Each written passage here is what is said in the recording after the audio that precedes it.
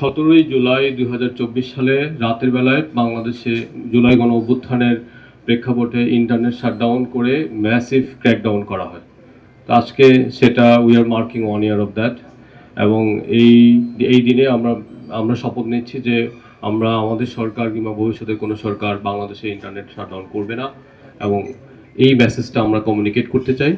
আর আজকের দিনের আরেকটা বিশেষত্ব হচ্ছে যে বিজনেস লিডাররা এসেছেন আমাদের তরুণ প্রজন্মের কাছে এই বার্তা দিতে যে Bangladesh will not remain unconnected anymore.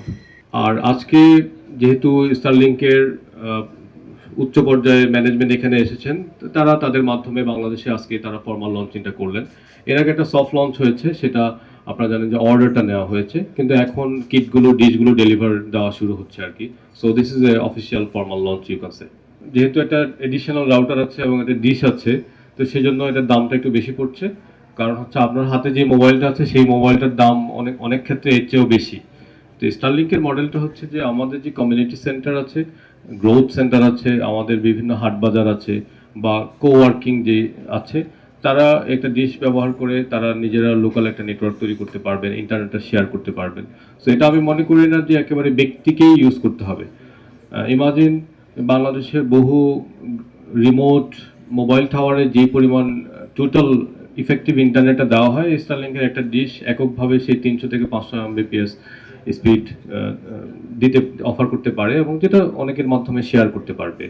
So আমরা যদি শেয়ারিং বা অন্টারপ্রেনিউরাল চিন্তাভাবনা করি উদ্যোক্তাদের দিক থেকে, তাহলে এটা আসলে খুব বেশি দাম বেশি বা ইত্যাদি বলার সুযোগ নেই। কারণ এখানে ডিভাইসের বাইরে বেশ কিছু এলিমেন্ট দিচ্ছে। এই এলিমেন্টগুলো যারা অর্ডার করবেন আপনারা নিজেরাই পরীক্ষা নিরীক্ষা করতে পারবেন, সুতরাং পেজারের মতো ঘটনা এখানে ঘটবে না। আপনি চাইলেই রাউটারটা খুলে দেখতে পারেন রাউটারের ভিতরে কি আছে, সেখানে পিসিবি বোর্ড আছে বা অন্যান্য বিষয়গুলো আছে। হ্যাঁ, বান্ডেল থাকলে প্রতি সেনমানিতে টাকা বাঁচবে। বিকাশ সেনমানি বান্ডিল কিনে জিতুন প্রতি লেনদেনে।